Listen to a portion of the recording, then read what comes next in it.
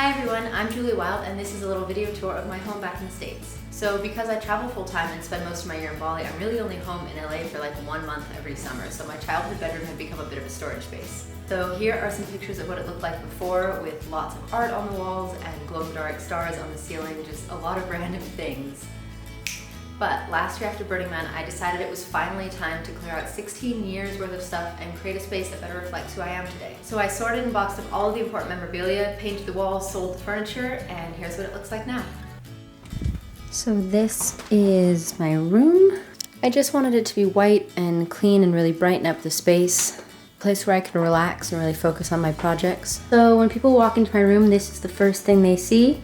I actually made this table out of reclaimed wood from my backyard, out of old fence posts that were weathered, and then I aged them a little bit.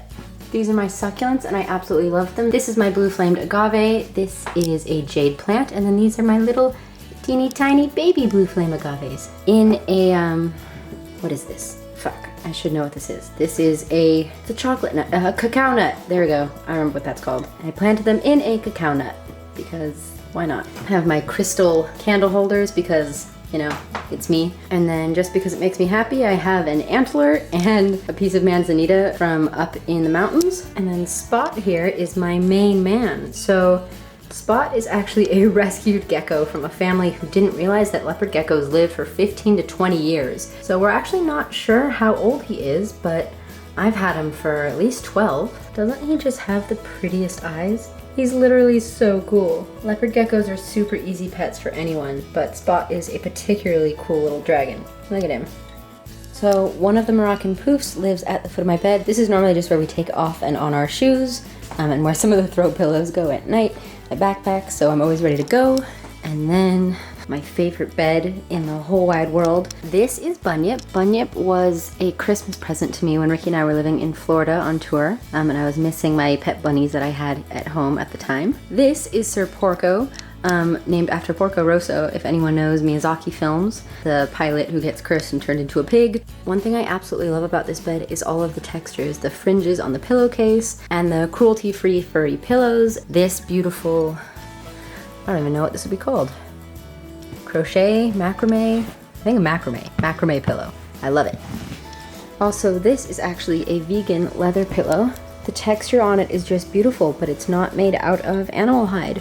So you don't even have to feel guilty about it. It's good for the environment. So everything used to make up this bed is cruelty free. So this comforter is down free, so there are no bird feathers in here. And then these sheets are actually made out of organic cotton. So good for the environment, it's good for your health, you're not polluting any waterways, and basically the same price. Like, it's literally the most comfortable sheets. They're so soft, it's made out of organic cotton, so you feel good about what you bought. So my phone plugs in right next to my bed. Maybe it's a bad habit, but it makes me happy to always have it in reach. And then I always keep my journal and some pens nearby in case I have any ideas or thoughts that I want to write down. This is my absolute favorite journal. It says, "Do what they think you can't do." And it's just a good little reminder that obstacles can all be overcome with enough work. This is my little fountain. It's right by my bed. The sound of running water is really calming to me, so it's nice to have that in the room. And then all of the rocks have little words inscribed on them. Patience and bravery, or little love notes from friends, and cool little rocks that I've collected from around the world. So we keep all of our shoes down here, and then all of our books.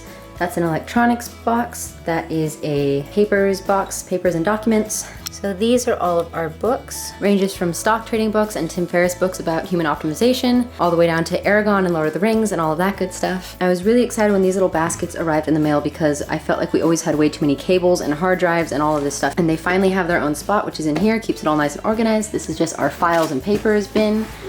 This is just our Ronin, like our steady cam for taking videos. My sunflowers that look a little bit sad, so it's probably time for them to go out to the compost. And then it's my babies. These are my avocados. People always think I'm crazy, but every avocado toast that I make, I save the pit, and then I grow them into little trees. So I organize them from youngest to oldest just because I love watching the plants grow. And I also think it's really nice to have live plants in your room and plants that have a purpose, right? Like succulents are all cool, but having trees that maybe someday will make fruit that my family could eat would be cool. Everyone always thinks I'm joking, but in 10 years, these will be making fruit, and then we'll see who's laughing because I'm gonna have unlimited avocado toast for the rest of my life. Another thing I think is really cool about tree roots is how they grow in the same pattern as human veins.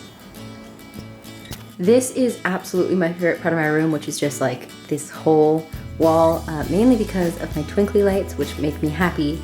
But also this is an area where I spend a lot of time reading and editing and journaling and doing all the things. So I'm not gonna lie, this butterfly chair is actually like one of my favorite things that I own, along with the poofs. There are two of the poofs and the butterfly chair, and I bought them all as a set, actually for Burning Man, but I can link that as a whole other thing. This is my poof. If you don't have one, you should get one. You can spend a lot of money buying actual stuffing for them, but mine is just full of old clothes that were too ripped up or dirty for me to donate, like clothes that I've used for painting or doing woodwork, so yeah, got free stuffing. These lamps were also part of my Burning Man tent. When the candles are lit at night, it makes the prettiest shadows from the cut metal in the top. So here in this corner, we just have this little nightstand that I built. I actually built all of the furniture in this room. So this nightstand and the bookshelf and the table up at the front, I built all of those out of scrap wood. There are only a couple of things on this. I like to keep some of our work out here so that when friends or family are over, I can show people. This is actually a Ukrainian magazine, and I think this is pretty cool. They sent us a copy. This was the first time that my photos were ever published internationally. So that's a picture I took of Ricky with an elephant in Thailand, and then these are all pictures of us from Bali. And then this is just our Bali travel book for the Instagram lifestyle. So if no one has seen this, you should check it out. That's what stays there. And then we have my special box. So I normally try not to hang on to little mementos and knickknacks and stuff, but I'll show you guys what I keep inside of here. So this is actually an old cigar box. I usually try not to keep clutter, but these are just little things that are important to me. So I'll explain what some of them are. So one of the main things I keep in this box is every boarding pass Ricky and I have ever had, if I can remember him. So this is Vancouver to Germany, this one is Hawaii, that one is Singapore, you get the point. Another thing I keep are backstage passes from festivals that we've worked at, which is kind of cool. And then just pictures of some friends. Shout out to Gigi, the Volta family, and our friend Kyla from a trip we took to Costa Rica where we rode our unicorn. And then into the closet. So this is my side of the closet. Ricky has the other half. I basically just try and organize everything by function, so it starts with skirts, and then all of my dresses are actually on one hanger, which I like. Makes it easy to find things. The red dress that everyone seems to recognize me by. Dresses, light jackets, heavy jackets, and then a random feather collection. Not sure why this is in my closet, but I can't seem to get rid of it, so it just lives back here.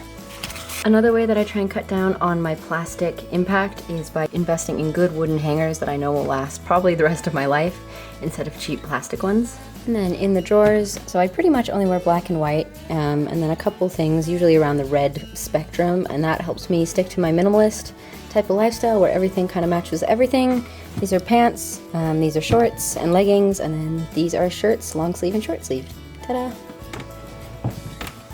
The other side of the closet just has Ricky's jackets and then my yoga mat and my boots. I actually love these little shelves that I custom made to fit in this corner of my closet. They are reused wood from my old rabbit hutch ramp. So the ramp that my bunnies used to get up into their coop every night. And now it holds my riding boots and stuff. Oh, and before I forget, that mohawk, because I know people always ask about it. So this is actually made out of pheasant feathers, and it was a costume piece that we made for Burning Man. So it was actually a mohawk that I wore in my hair, but now it lives up on my wall, and it's kind of just a cool decorative piece, and my friends who have a rescue ranch have pheasants, so I didn't buy these from some factory farm, and pheasants naturally drop these tail feathers, so I didn't go out and pluck a bunch of birds. This is my guitar, my baby. I'm so sad to be leaving her behind. I honestly don't play her enough, but it brings me a lot of joy, and maybe someday when I have a house in Bali, I can buy another guitar and leave it there for the summers. So there you have it, that's my little bedroom tour. Also, before I left for Bali, I did plant my little avocado seedlings in the backyard with the rest of their brethren, and they are on their way to becoming an avocado forest. I will link some of the things that I mentioned down below, and as always, thanks for watching.